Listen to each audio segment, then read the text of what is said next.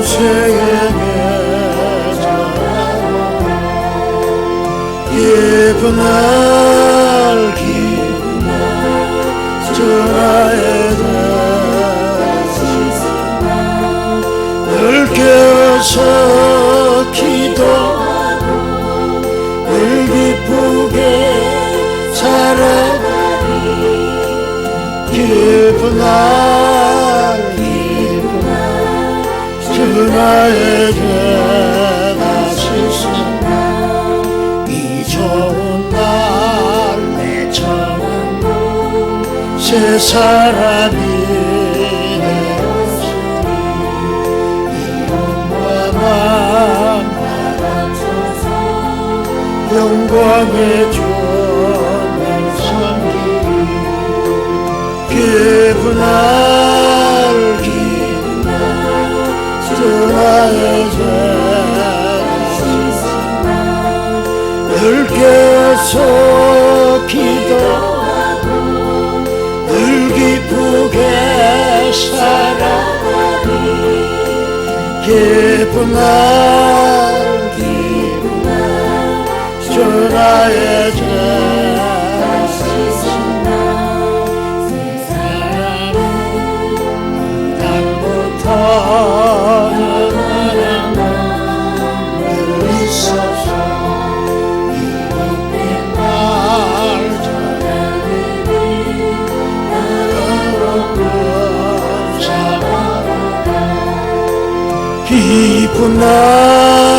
기쁜 날 전하에게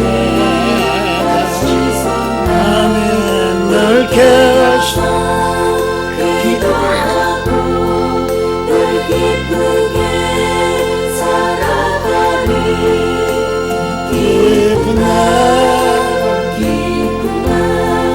전하에게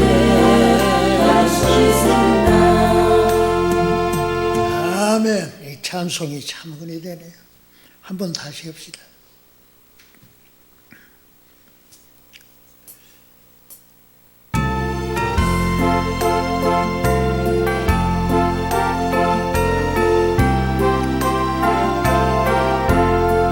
주의 말씀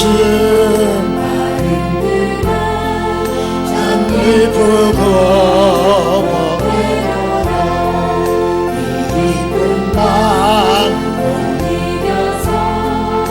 온 세상에 전하오라 기쁜 날 전하에게 늘 깨어서 기도하고 늘 기쁘게 살아가리 기쁜 날 나의 죄가 씻은다 이 좋은 날 내 전하고 새 사람이 되었으니 이 몸과 마음 나가줘서 영광의 전을 섬기리 기쁜 날 전하의 죄가 씻었나 늘 깨어서 기도하고 늘 기쁘게 살아가리 기쁜 날 전하의 죄가 씻었나 사람된 그날부터 평안한 마음 늘 있어서 이 복된 말 전하리니 매번 권사하고 기쁜 날 전하의 죄가 씻었나 늘 깨워서 기도하고 늘 기쁘게 살아가리 기쁜 날 예수 나의 죄 다 씻었나. 아멘.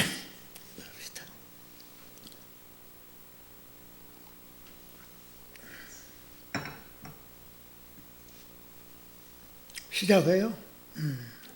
하나님 아버지 참으로 감사합니다. 주께서 저희들을 만에 하나 천에 하나 뽑아주시고 우리 주 예수 그리스도의 그 한량없는 구속의 은혜를 입혀 주시옵소서. 우리의 모든 죄를 사하시고 우리를 의로운 자로 세워주심을 감사합니다. 주의 그 놀라운 복음의 능력이 우리 안에 역사함으로 해서 우리에게 이루어진 이 큰 구원의 복을 우리가 누리게 됨을 감사하고 주님을 참으로 칭송하고 찬송을 드립니다. 이 시간도 주의 영이 우리를 진리 가운데로 인도하여 주시옵소서. 이 귀한 말씀에 우리의 심령이 세워지게 하시고 주의 말씀 따라 살아가는 주의 백성으로서의 복을 누리며 주의 영광 나타내게 하옵소서. 예수님의 이름으로 기도하옵나이다. 아멘. 하나님 말씀 로마서 3장 31절을 보십니다.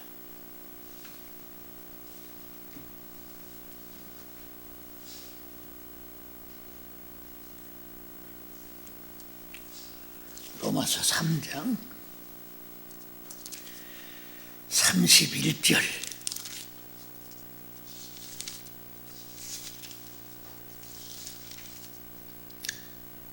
그런즉 우리가 믿음으로 말미암아 율법을 파기하느냐? 그럴 수 없느니라. 도리어 율법을 굳게 세우느니라. 아멘.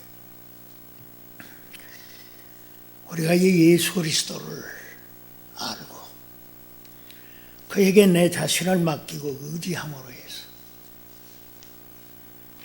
우리가 받은 그 큰 구속의 은혜가 얼마나 큰 것임을 사도 바울은 우리에게 잘 가르쳐주고 있습니다.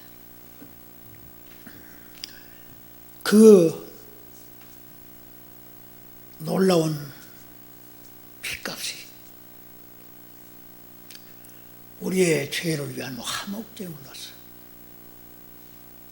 우리를 온전히 죄사함받게 하고 또 하나님과 우리와의 관계에 이 화목을 이루게 해줘. 이 놀라운 복이 우리가 예수 믿음으로 받은 큰 구원입니다.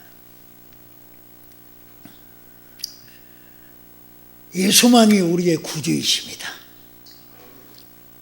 그만이 우리를 죄의 권세에서 자유케 해주고 우리 같은 죄인들을 하나님 앞에 의로운 자로 세워주셨어요. 하나님께서 우리를 영원히 의로운 자로 인정하시는 이 복을 누리게 하셨습니다. 구원받은 우리들이 이제 무엇을 구심점으로 하고 살 것이냐? 죄 사함 받고 구원받았으면 내 주장이나 내 의지대로 살아가야 되냐? 결코 그건 아니다. 우리가 우리 자신의 의지와 주장대로 살 때 맺은 열매가 뭡니까? 저주와 사망뿐이다.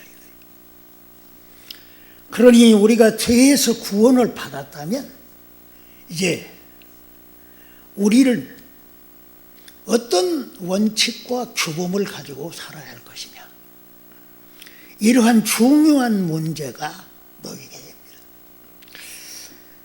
많은 사람들이 이것을 놓쳐버리는 그러한 실수를 범합니다. 우리는 우리의 행동에 규범이나 법칙이 뭐냐 하는 것을 우리가 분명히 해야 합니다. 사도는 여기에서 이러한 중요한 이 문제를 놓고 오늘 본문에 우리가 믿음으로 율법을 피하느냐, 폐지할 수 있느냐? 결코 그럴 수가 없다. 오히려 율법을 굳게 세운다. 여기에서 이 믿음과 율법, 그러니까 복음을 믿는 사람들과 율법과의 관계가 어떤 것이냐 하는 중요한 이 문제를 사도는 이 말씀을 주고 있는 것입니다. 우리가 예수 믿어서 구원받았으니까 이제는 율법은 쓸모없는 무가치한 것이냐? 사도의 답변은 결코 그럴 수 없다. 강력하게 부정합니다. 오히려 율법은 오늘 이 말씀에 믿는 자들을 받쳐준다요. 더 받쳐준다. 이렇게 말씀하고 있습니다. 왜냐하면 하나님이 주신 이 율법은 결코 사라지지 않고 오히려 영원히 살아있기 때문에 그렇다 하는 것입니다. 주님은 이 하나님의 말씀은 1.1핵이라도 어떻다고요? 없어지지 않는다.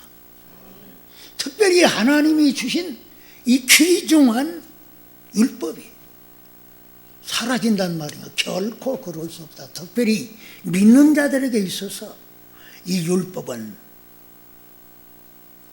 그들이 지켜야 할 영원한 규범이고 삶의 법칙이 되어진다 하는 것입니다. 우리는 이 율법에 대한 이 주제에 대해서 너무나 이 광범위하기 때문에 이 시간이 구체적으로는 다룰 수 없지만, 그러나 우리가 율법이 이 갖는 기능, 그 능력은 우리가 두 가지로 우리가 생각해서, 율법은 우리로 하여금 구원을 받도록 그리스도에게로 인도하는 가정교사다.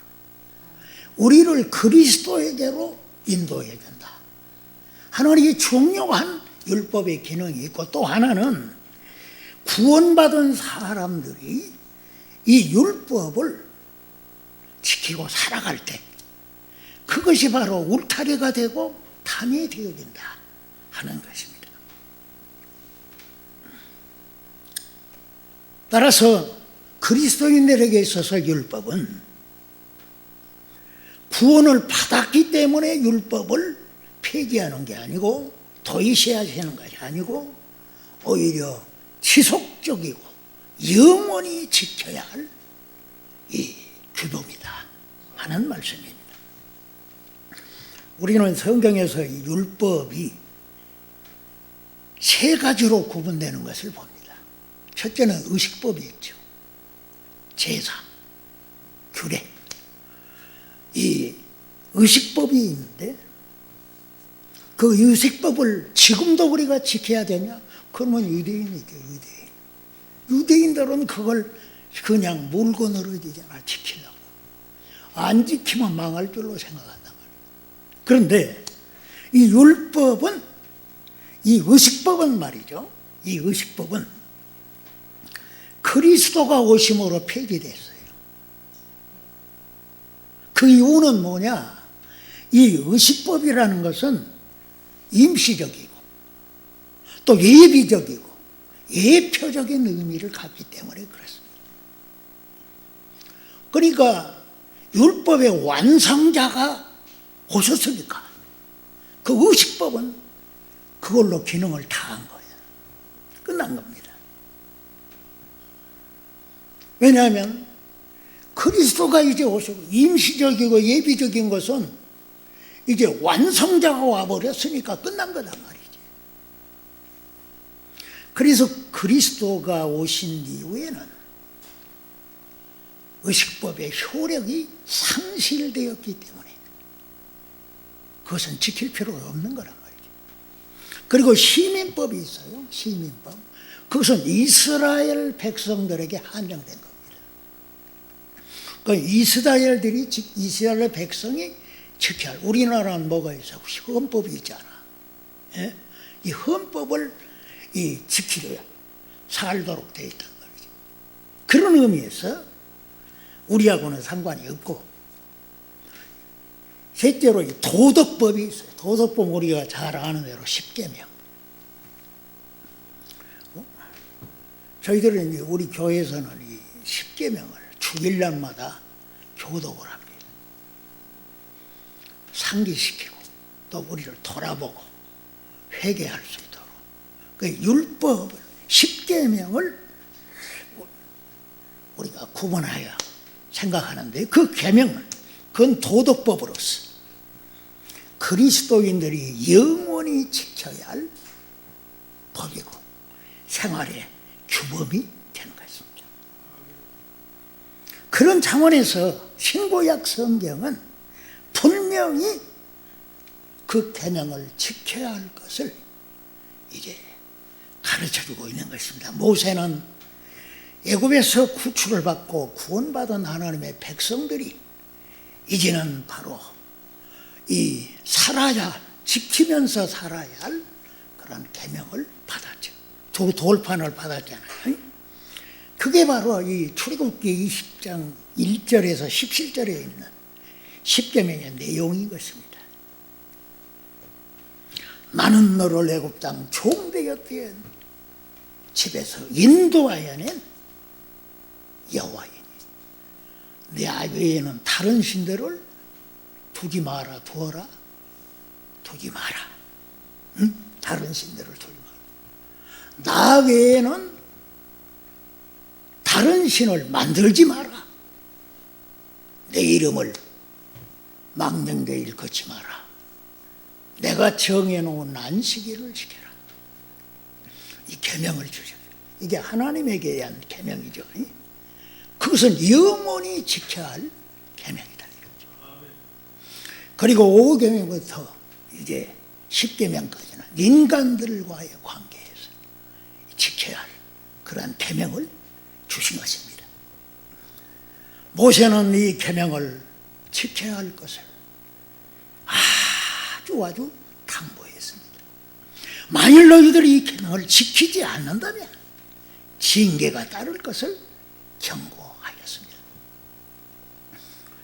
레위기 26장 1절에서 45절, 신명기 28장 1절에서 68절, 거기에서 하나님의 계명을 하나님의 백성이니까 지켜야 한다 하는 것을 가르쳐주면서 지킬 것을 촉구했던 것입니다.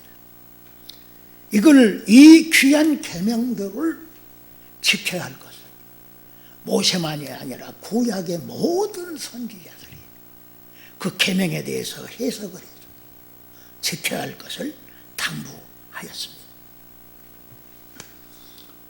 이사야는 하나님의 법에 귀를 기울여라, 그렇게 주장을 했고, 예레미야도 너희는 내 목소리를 들어라. 너희는 내 백성이요, 나는 너희의 하나님이니 내 목소리에 청종하고 지켜라. 포로 기간에 있는 그 하나님의 백성들을 향해 예수께는 하나님께서 너희들의 마음을 새롭게 하고 변화시켜 줄 것이다. 그러니 한 마음으로 그 계명을 지켜라. 하나님이 지키게 해 주신다. 하나님의 영이 지키게 해 주실 것을 이제 가르쳐 주면서 계명을 지켜야 할 것을 말씀하고, 다니엘도 그의 기도였어요. 주를 사랑하고 주의 계명을 지키는 자에게 저를 위해 언약을 지키시는 하나님을 향해서 간절히 기도하는 그것을 볼 수가 있습니다. 그것은 그의 가슴 속에 주의 계명을 지키는 하나님의 백성됨을 그가 가지고 있기 때문에 회개하면서 주의 백성들을 위해서 기도했던 것이죠. 다른 모든 선지자들도 그와 같이 하나님의 계명을 주의 백성된 자들에게 지켜야 할 것을 가르쳤고, 구약뿐만이 아니라 예수님도 친히 오셔서 우리가 잘 아는 마태복음 5장, 6장, 7장에서 율법에 대한 이 올바른 해석과 아울러서 그 계명을 지킬 것을 말씀해 주셨습니다. 사도들도 마찬가지로 그 계명을 지켜야 할 것을 잘 가르쳐 주면서 주의 계명을 지키는 것은 바로 주님을 사랑하는 증거다. 그렇게 사도 요한은 가르쳐 줬어요. 요한복음 10장 21절에 나의 계명을 가지고 지키는 자라야 나를 사랑하는 자라. 15장 10절에서 내가 아버지의 계명을 지켜 그의 사랑 안에 거하는 것 같이 너희도 내 계명을 지키면 내 사랑 안에 거하리라. 사도는 보다 더 정확하게 저희는 하나님의 계명과 예수 믿음을 지키는 자들이라. 예수 믿는 자들은 바로 하나님의 계명을 지키는 자들이라 하고 이렇게 말씀해 주어서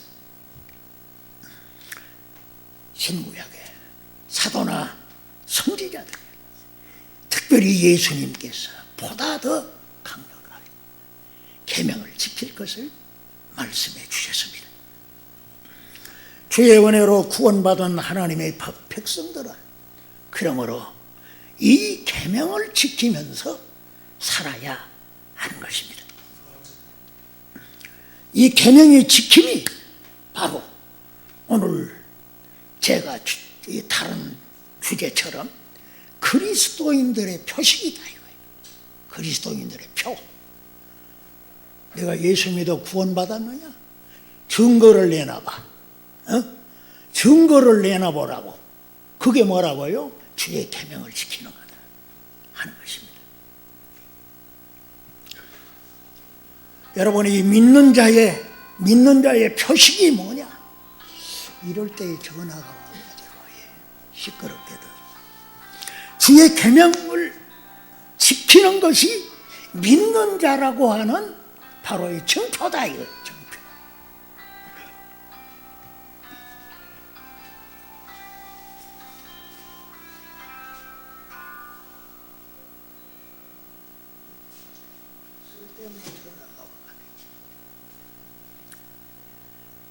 주의 계명을 지키면 그리스도 예수를 믿는 자들의 그게 바로 표적이다.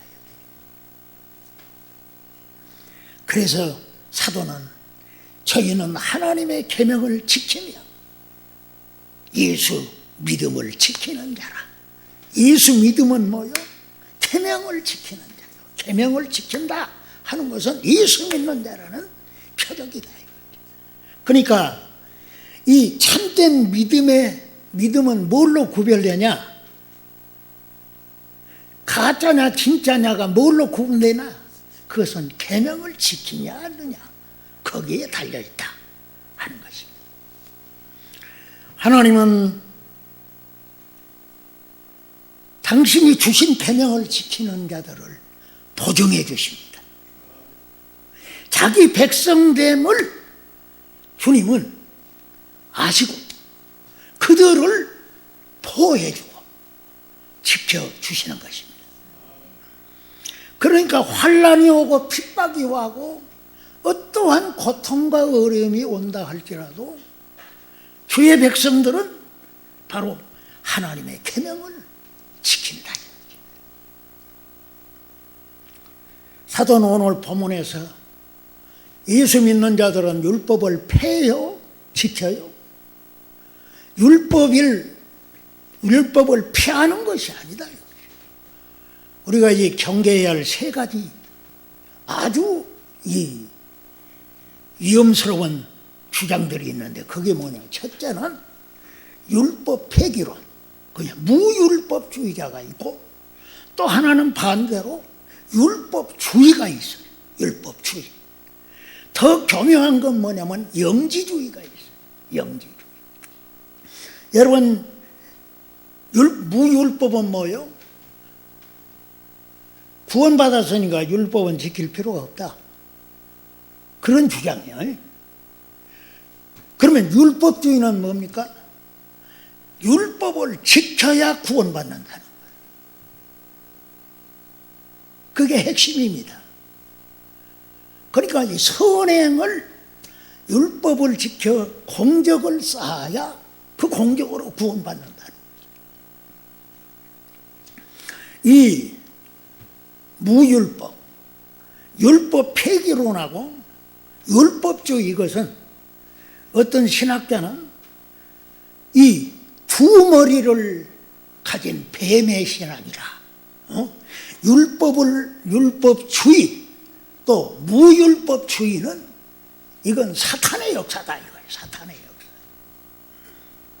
이거 우리가 경계해야 할 무서운 것입니다. 교회 안에 무율법주의자가 있어요. 교회 안에 율법주의가 있어요. 그래가지고 이 율법주의에 이 영향을 받는 교회들은 다 사람들을, 교인들을 얽어매요. 얽어매요. 주님이 주신 자유를 우리가 지켜야 할 줄 믿습니다. 너희는 다시는 종의 멍에를 매지 마라. 그 말은 율법을 지키지 마라는 말이 아니라 율법주의에 사로잡히지 마라 이거지.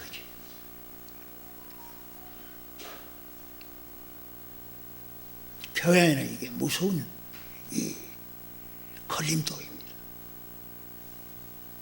무율법주의는 뭐예요? 저기 구원파 같은 데가 이 구원받았으니까 네 마음대로 살아. 예수님이 나를 구원해 주셨으니까, 구원은 받았으니까 이제는 내 마음대로 살자. 그게 얼마나 위험한 것이고 잘못되신 거예요. 또 하나 영지주의, 육은 악하고 영은 선하다. 그런 주장은 자기가 굉장히 영적인 사람처럼, 영적인 사람인 척 그렇게 하면서 이 율법을 외면해버리고 진정으로 이 믿음으로 살지 못하도록. 여러분, 우리의 몸도 하나님이 지은 창조물인 줄 믿습니다. 우리 몸이 중요한 거예요. 우리는 몸과 마음을 주님께 바친 사람들입니다. 그러니까 우리의 몸도 소중한 거란 말이에요. 그런데 우리의 몸이 악하다? 그건 아주 비성경적이 잘못된 거예요. 기도 많이 하고 나는 너희들과 달라. 나는 영적인 사람이야. 그러면서 이제 속으로는 호박씨 까고 말이야. 이 무서운 경계해야 할 대상들이다. 우리는 오늘 이 믿음과 율법, 그러니까 예수를 믿는 믿음, 복음과 율법, 이 관계가 어떻게 되냐? 여기에서 예수 믿어, 복음을 믿으면 율법은 필요 있다 없다? 아니다 이거지. 율법이 하는 역할이 우리를 자꾸 예수 그리스도에게로 인도한다 이거지. 인도해줘. 또 복음을 믿는 자들은 뭐요? 또 율법을 지키도록 그렇게 되어 있다 이거예요. 이런 상호 의존 관계, 보존하는 이런 관계로서 형성되어 있는 것입니다. 우리 한국교회가 받고 있는 바로 웨스트민스터 신앙고백, 하나님의 율법에 대한 항목 7에서 보면 율법의 용도는 복음의 은혜와 상반되지 않고 도리어 서로 그것이 아름답게 응한다. 아름답게 응한다. 그래서 그리스도의 영이 사람의 의지를 억제하시고 권능을 부여하셔서 그 율법에 계시하시어 행하도록 요구하신 하나님의 뜻을 자유롭게 또한 기쁜 마음으로 행하도록 하신다. 가르쳐주고 있습니다. 그러니까 복음과 율법은 서로 이 상호 이 보존 관계, 의존 관계로 그렇게 형성되어 있다 하는 것입니다. 그러니까 율법을 통해 자기가 죄인임을 깨닫고 회개하고 예수를 믿도록 그렇게 도와주고, 구원받은 사람들은 바로 그 율법을 지킴으로 해서 그 율법이 울타리가 되고 보호막이 되어지고 그게 자기를 지키는 담이 되어진다 하는 것입니다. 그러므로 우리는 이 하나님이 주신 이 계명, 하나님이 주신 이 토라, 소위 하나님의 율법인 이 토라, 이 토라를 시편 19편에서 말씀하신 것 같이 여호와의 율법은 완전하게 아주 퍼펙트하다 이거지. 완전하여 우리의 영혼을 소생시켜 주신다. 그렇게 말씀해 주고 있는 것이죠. 우리는 이 계명을, 여러분이 법을 지키라고 하면 다들 고개를 좌우로 흔드는데 아니에요. 예수 믿는 사람은 법치주의자가 됩니다. 우리가 주님을 사랑함으로, 주께서 우리를 사랑하심으로 우리의 죄를 대속해 주기 위해서 자기 목숨을 주셨으니 우리가 그 예수를 믿는다면 우리도 그 주님을 사랑해야 될 줄 믿습니다. 그 사랑하게 되는 것이 뭐냐? 그의 계명을 지키는 거다. 요한복음 15장 12절에 내 계명은 곧 너희가 내가 너희를 사랑한 것 같이 너희도 사랑하는 것이라. 사랑은 뭐요? 율법의 완성이다 이거지. 그러니까 율법을 지킴으로 주님을 사랑하는 것을 증명해 보이고 또한 이웃을 사랑하는 것을 보여주는 것이 되어진다 하는 것입니다. 그러므로 우리는 계명을 지켜야 하니 의무감으로 함이 아니라 그리스도를 사랑함으로 지켜야 할 줄로 믿습니다. 나의 계명을 가지고 지키는 자라야 나를 사랑하는 자라. 너희도 내 계명을 지키면 내 사랑 안에 거하리라. 너희가 나의 제자냐? 제자된 표시는 너희가 서로 사랑함으로. 여러분, 하나님을 사랑하면 네 계명을 지키지. 그 이웃을 사랑하면 6가지 계명을 지키게 되어 있다 이거지. 그런데 이렇게 이 계명을 지켜야 함에도 불구하고 막상 우리가 그 계명을 지키고 저 사람이 나한테 뺨을 때린데 내가 오른편도 돌려댈 수 있어요? 나를 괴롭히는 사람을 사랑할 수 있냐고. 나에게 손해를 주고 나를 억울하게 만드는 사람을 사랑할 수 있냐 말이지. 그건 매우 어려운 거예요. 그래서 하나님께서는 우리에게 성령을 보내신 줄로 믿습니다. 그 성령이 우리 안에 그 주의 법을 기록해 놓으셨다. 그리고 그 계명을 지키도록 성령께서 우리를 도우신단 말이에요.